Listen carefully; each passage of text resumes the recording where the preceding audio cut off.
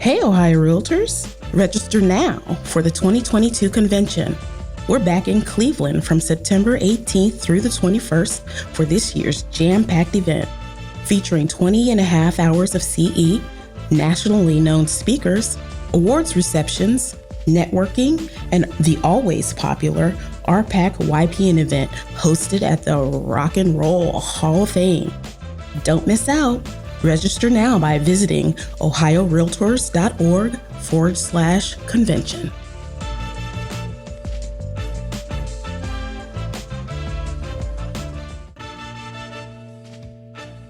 Welcome to the Real View podcast, where Ohio Realtors connect you to innovators and influencers, keeping you with the real view of real estate.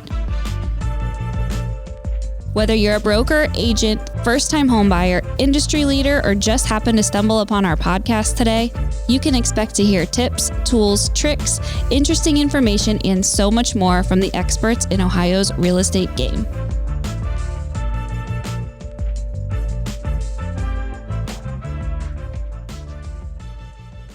Hi, everyone. Welcome to the Real View podcast. I am your host, Allison Wiley. Joining me today for this special episode of the podcast, I'm super excited to welcome back Beth Wanless, who is the Director of Government Affairs here at Ohio Realtors, our Chief Lobbyist, as well as Senator Rob McColley. He represents the 1st Senate District in Ohio and also serves as the Senate Majority Whip.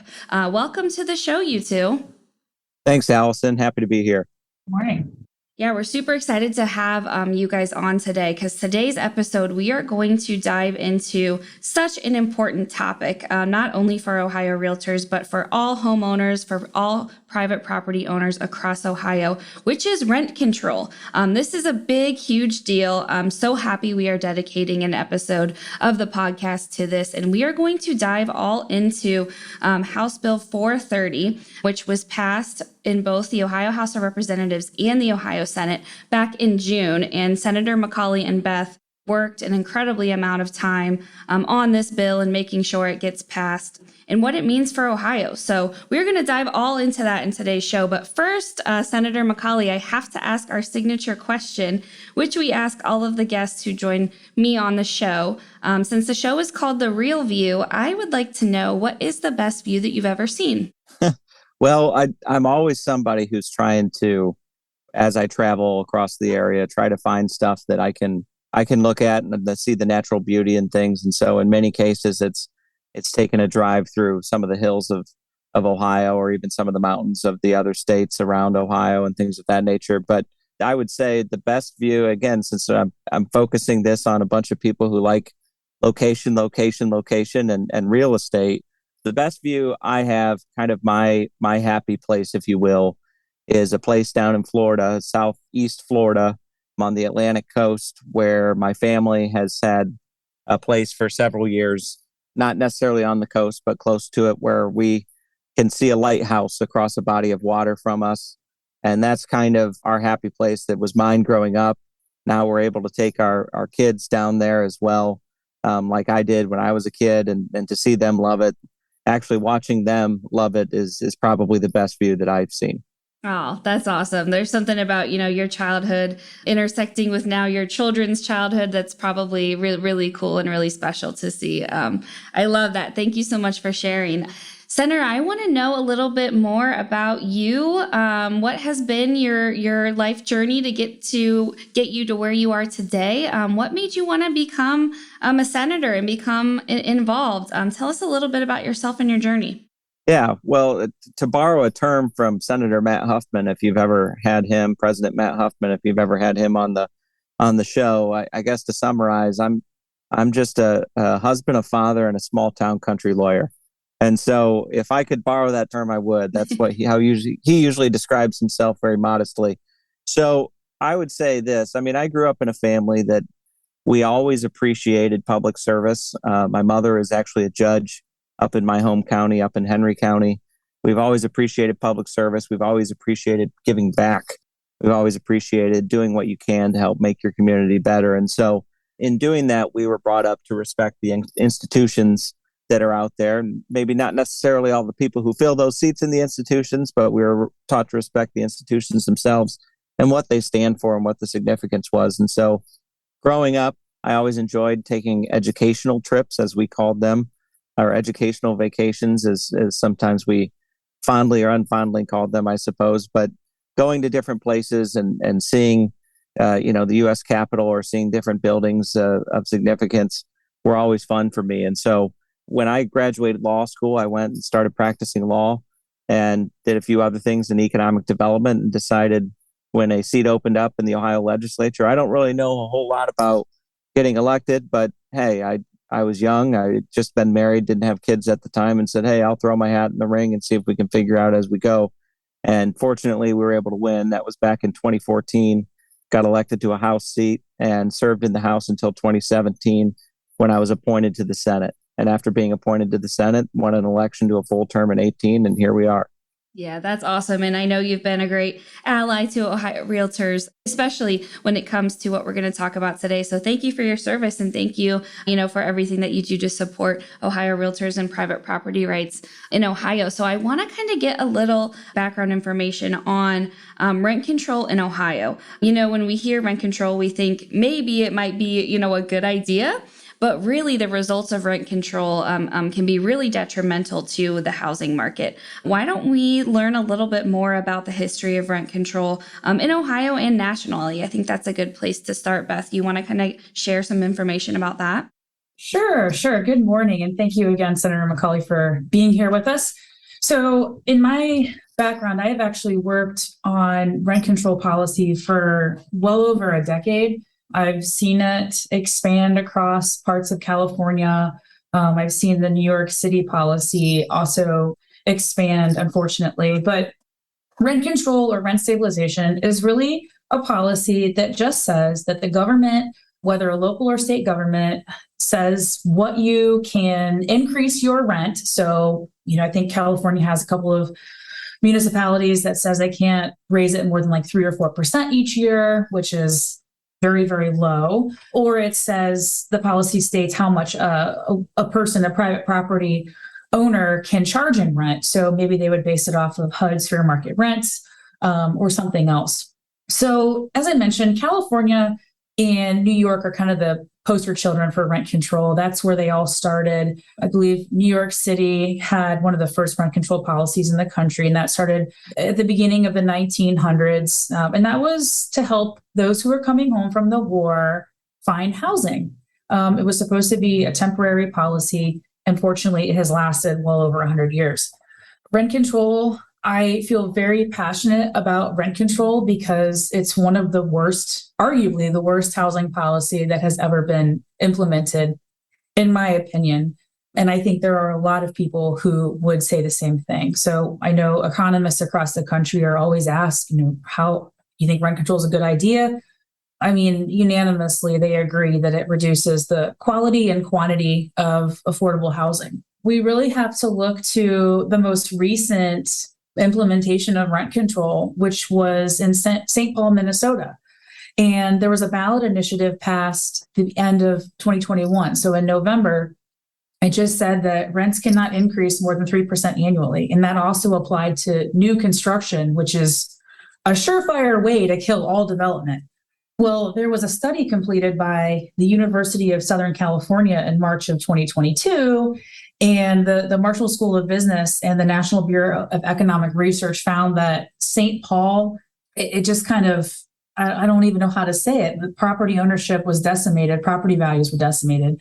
Quite literally overnight, both owner-occupied homes and rental properties lost upwards of 7% of their value, equaling $1.6 billion in losses. And then that very night in November, folks were actually calling the city and saying, all right, developers were saying, we're putting our projects on hold.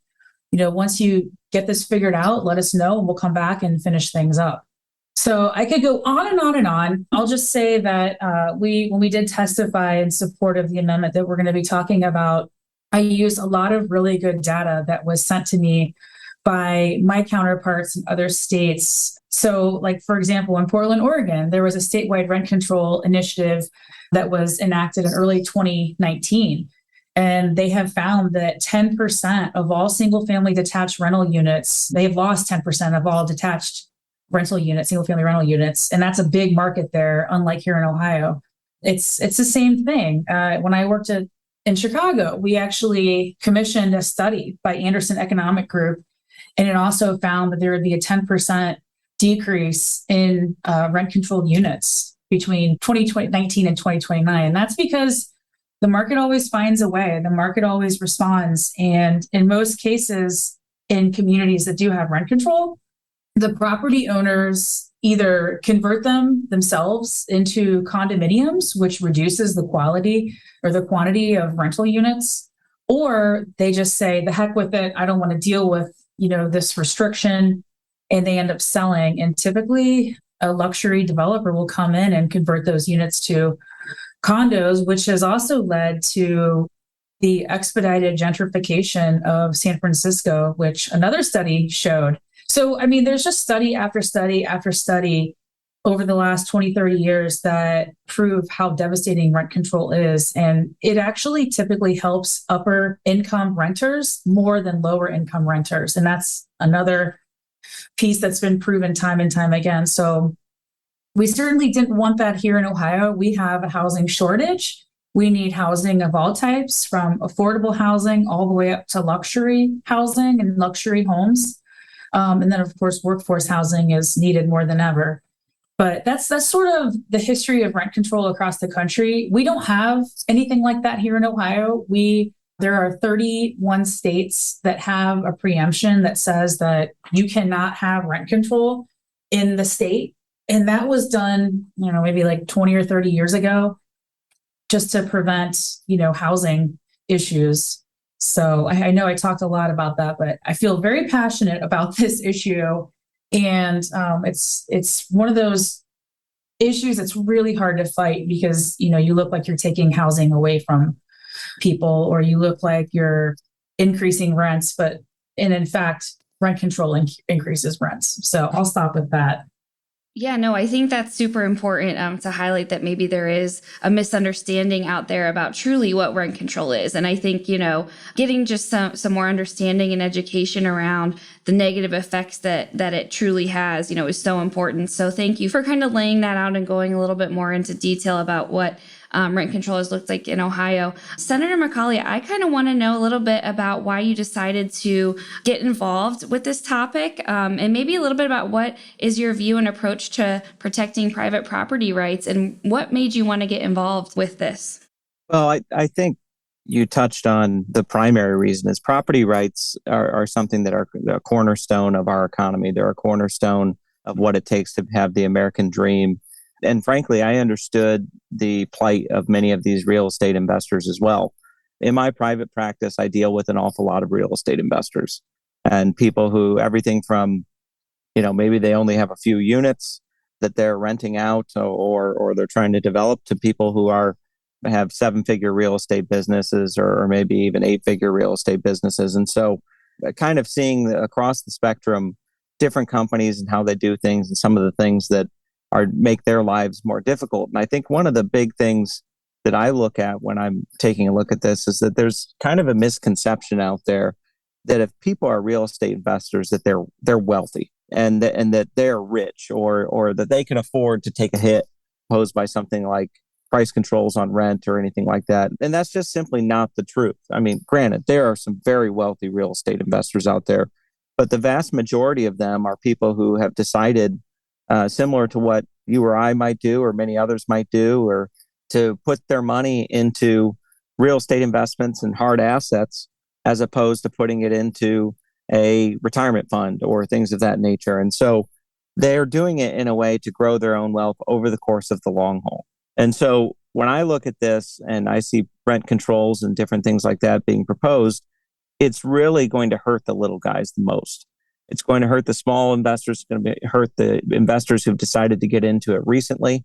And then it's also, as Beth mentioned, it's going to hurt the low income people that it's designed to help.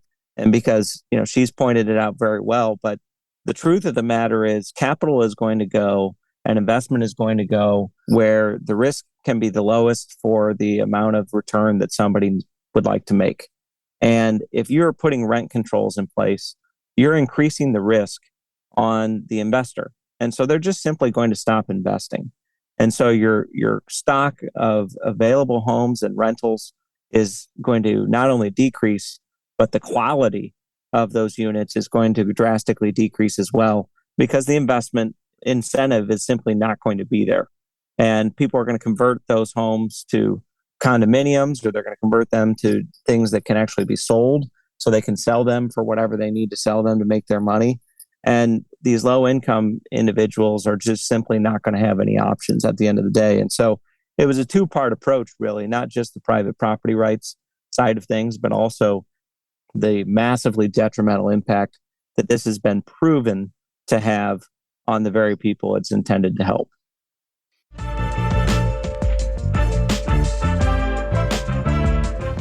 This episode of The Real View is brought to you by the Ohio Association of Community Colleges. Ohio's network of community colleges provides accessible training that accommodates the busy lifestyles of aspiring real estate professionals at half the price of a traditional university. With convenient locations in every part of the state, as well as online options, Ohio's community colleges are your smart choice for pre-licensing education. For more details or to start the journey to a real estate career, visit the education page at ohiorealtors.org and then click on the pre-license course locations. I want to talk a little bit about the bill and the amendment that Senator McColley and Ohio Realtors worked so hard to get included. Tell us a little bit about that, what it is, and then what is kind of the most important things to both of you regarding this policy, and why did we want to make sure that this was something that was included in this bill? Well, for us, it was important to make sure that this was a policy that would be applicable statewide, and that this was a policy that would signal some consistency to the investment community and to people who are going to be deploying their capital all across the state of Ohio, and to let them know that you can make these long-term investment decisions, which of course rental real estate is a long-term investment decision in most cases. You can make these long-term investment decisions knowing that your investment is going to be able to grow and you're going to be able to make the return that you are anticipating without having the rug taken out from under you. So we needed it to be applicable across the state. We also needed it to allow for local governments to have some flexibility in how they incentivize that investment and how they address some of their issues. And so in many cases, I know Columbus is a community that does this quite frequently. Business or communities will offer you tax abatements through a community reinvestment area agreement or otherwise, that will basically say, if you are going to buy a property for $100,000 and you're going to put $200,000 into it, this is an oversimplified example, but let's say it's going to be worth $300,000, we are willing to abate a percentage of that increase in value that would be attributable to your taxes. So it allows you to have a lower tax rate for a period of usually 10 to 15 years as an incentive for you to come in and make that investment in a community, often a lower income blighted community that would really be served well by that investment. And it also, the cities, it gives them flexibility to say, if you're going to do this and we're going to give you these tax breaks, then we would like you to allow a certain percentage of these units to be lower income units. And so I believe in Columbus, they will give tax incentives up to 4 units, and there's no low income requirement. But if you're going to develop a unit that's over 4 units or more, I believe, then I believe 25% of those units need to be devoted to as lower income units. And that just doesn't just help people who traditionally would be associated with it, lower income people, but also elderly people who may be on a fixed income, who really could use that too. But that's a voluntary program on both sides. And it's something that has worked very well for Columbus. We didn't need to see rent controls to really create more housing and to create an upgrading of housing in many areas. This was something that worked well on its own, and it was a voluntary program on both sides. So we wanted to allow for that to proceed as well, while also providing that predictability, as I mentioned before, and consistency for the investment community. Yeah, and for those of our listeners who may not know, will you just tell us, maybe generally speaking, what does this language say and what does it mean? maybe specifically for the real estate industry? Very simply put, it says that no government, no political subdivision can put in place rent controls. If the city of Columbus, we recently had the ballot initiative that was being discussed, and so it would cover ballot initiatives as well as city ordinance. It can't put in place rent controls that would allow a city or political subdivision of the state of Ohio to say, you can only allow your rent to increase X amount % per year, or you have to index your rents to a period of several years ago.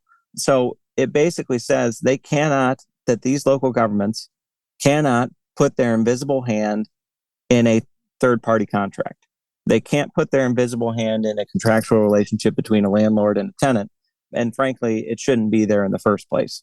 And so in that respect, that's really the long and short of it, while also preserving the ability of the local governments to allow for voluntary incentive programs to be offered to the investors. What did I miss, Beth? I think you hit the nail on the head. I was really just thinking in my head about like the dollars and cents and like the narrative that I'm going back a couple of minutes, but you were talking about how there's this narrative that all landlords and apartment owners are these, hideously rich people. They're vilified. They're seen as evil. And that's just simply not true. And my personal experience with it is what made me so engaged in this policy back in Chicago. And when I was working for Chicago Association of Realtors, I went to a brokerage on the west side of the city, which was largely a Hispanic area of Chicago. And I was telling them about how, we have the preemption in Illinois, but I'm really worried that it's going to be repealed. There's this big movement by tenants, unions, and other activists. And after, my 10-minute spiel about it, I had these two women come up to me and they were in tears and they were crying. And they said, we are first generation. We came here looking for a better life. Our parents brought us here. We wanted to do something better than what we could do where we came from. And that was the ability to own property. Because where they came from, that was definitely not allowed as freely as it is here. And they were saying how they had a couple of units that they were renting out, barely scraping by. Property taxes in Cook County, Illinois were very high. So they were really just breaking even every month. And the goal was to sell those units to send their kids to college. And it really dawned on me, this is not like a wealthy man's problem. This is an every person problem. And although rent control everybody thinks the rent's too damn high. I'm hearing that a lot around Central Ohio. Yeah, it's high. I get it. It's definitely not low right now. However, rent control will do nothing to help that. In fact, it'll just exacerbate the problem and make it far worse, because who in the right mind is going to develop more housing when we need it most, when they know they can't even make any money? People don't understand what goes into a unit. Rent is covering property taxes, which increase all the time, as we all know, utilities, insurance, maintenance, and upkeep. Why would somebody have a rental unit if they know that they're going to lose money every year? That just doesn't make any sense at all. So I just wanted to thank Senator McColley, because I approached him about this last year and he didn't even blink. He was just yes, we have to look into this. We have to look at the language. We have to, get something done. And I really appreciate how quickly you moved on this, because we weren't really sure what was going on in the city of Columbus. But this was something that was done in 3 or 4 weeks, which is crazy. It happened so fast. I remember when Beth first brought this up, and then you're right, 3 or 4 weeks later, it was nope, we got it passed. It's not going to happen. We got the preemption in, and it's going to be blocked. It did. It happened so quickly. I remember it. Yeah. One thing, if I could, on that, that I think, Beth, you and I were surprised about is how little opposition there was from a lot of the groups that we thought we might see opposition from. And I think it is because, this may be framed as a, landlords versus tenants issues, but I don't think that's really the case. I think there's enough data out there. There's enough information out there from other cities that have tried this that have shown this hurts people who are of the lower income levels that are meant to be helped by this. This hurts them drastically. And so I think even some of the groups that we thought may be opposing this realize, look, this is not to be framed in the way it's traditionally been framed, because we've seen what happens in other communities when this comes up, and we've seen that it's going to hurt these people. So even a lot of groups that you would think primarily left-leaning groups, we'll call it that we thought may be opposed to this, simply were not. And some of them, even behind closed doors, said, hey, no worries from us. We understand this is the right thing to do. You are so right on that. And I was telling Allison before, I wanted to make sure that I gave a shout out to the legislature and also to our membership to let them know how lucky we are here in Ohio. Yeah, sure, we've had a couple of scary situations, taxes on services and that sort of thing, which never passed. But we are so lucky to work with a legislature who truly does respect private property rights, like you mentioned, but also a lot of people who understand the economics behind such policies. Like you mentioned, we thought, my experience in Illinois was people came out of the woodworks and it was very scary. But here in Ohio, a lot of groups knew that this was not the answer. We need more housing, which will drive down housing costs. Especially with Intel coming in. This rent control, in my opinion, I think could have paused that. That's probably a really bold statement to make, but it's such a devastating policy. It's something that I just don't ever want Ohio realtors and property owners and renters to deal with, because it is so detrimental. And it's no accident that San Francisco and New York City both have rent control, are two of the most, if not, I think they are 1 and 2 on the most expensive rents in the United States. So yeah, I don't want to be number 3. That's for sure. Yeah. And luckily, thanks to the hard work of you guys, we don't have to worry about that with the pass of this bill in both the House and the Senate. It has been sent to Governor DeWine for his signature. So what happens next after Governor DeWine signs this bill? When does it go into effect? And then what's kind of next as far as rent control and anything else that may be affected by this? Yeah, so the governor signed this bill in mid to late June. And in essence, and you might know the exact date, Beth, but in essence, it takes 90 days to go into effect under Ohio law. And so we're not quite past that 90-day threshold yet. We're getting close to probably the 60-day threshold in a couple weeks. But it basically, what happens is in that 90-day period, the general public has the opportunity under our Constitution to gather enough signatures to put a referendum on a statewide referendum on the ballot to repeal the law.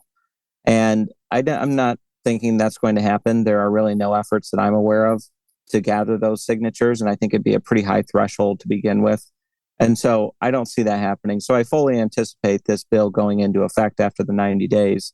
As far as things that are going to be happening in the future, I think we need to be more focused on what we can do to incentivize investment in housing, as opposed to what we can do to curtail or make less appealing investment in housing. And because Beth kind of alluded to it, we have a housing shortage across the state. It's not just in Columbus. It's not just in Cleveland or Cincinnati. It's across the state. It's in rural areas as well. And places where you simply cannot get people to move in because they cannot afford to buy or build rather a brand new home, because the prices of those have shot up as well with inflation and things of that nature. The people might not have the credit to begin with to be able to take out that financing. And so we need rental housing everywhere. And so we need to figure out ways to, not just from the state's perspective, to kind of get out of the way of that, but we also need to figure out ways to allow local governments to further incentivize rental housing in their communities in such a way that allows them to be aggressive in trying to attract developers. Yeah, no, those are great initiatives to keep on the horizon for us. Anything else kind of that we should be looking out for that you're hoping to accomplish with Lame Duck coming up? Not really. I mean, we have a few issues kind of unrelated to real estate, but I guess somewhat related to real estate in your podcast since you guys are licensed individuals as realtors. Licensing reciprocity, that is something we've worked on with Beth and your team over at the Realtors extensively. This has been probably a 3 or 4 year process at this point where we are trying to make it easier for licensed individuals to move into the state of Ohio.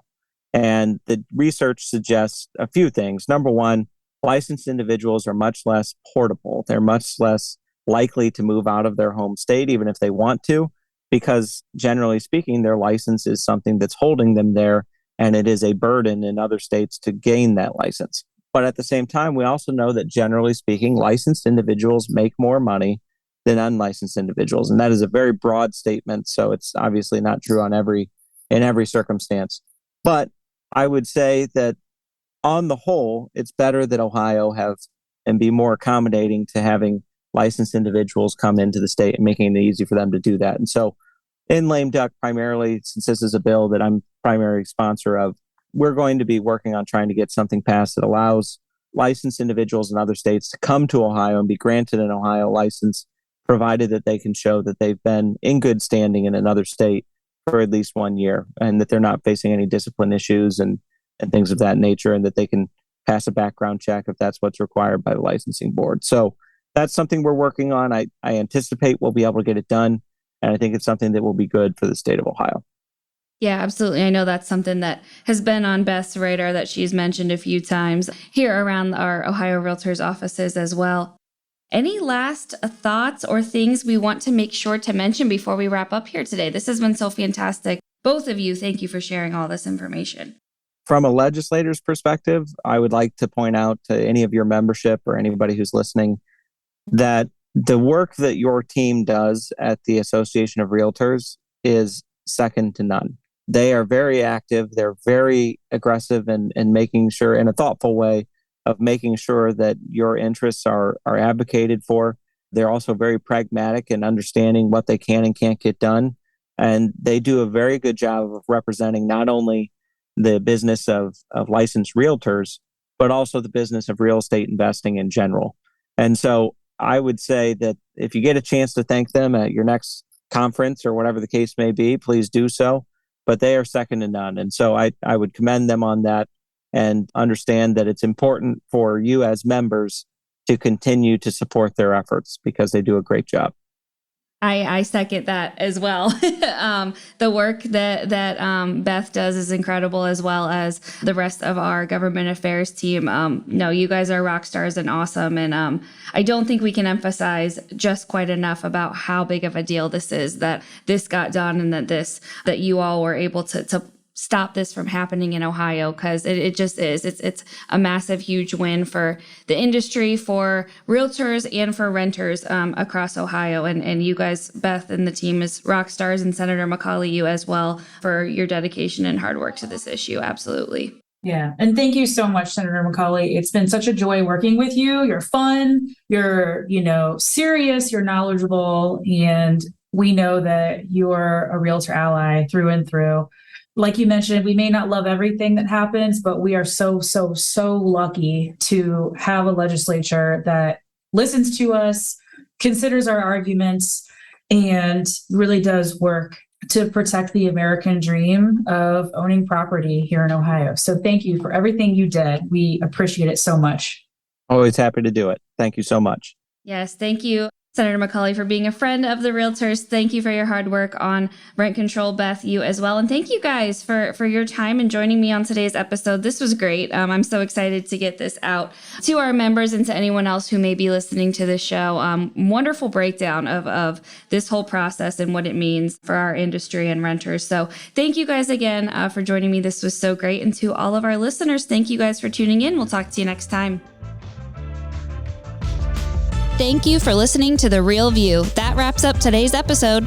You can keep up with the latest on the podcast at ohiorealtors.org/therealview and on Apple or Google Podcasts, Spotify, or wherever you listen. Have questions, comments, or suggestions? We want to hear from you. Email us at podcast@ohiorealtors.org. We'll see you next time.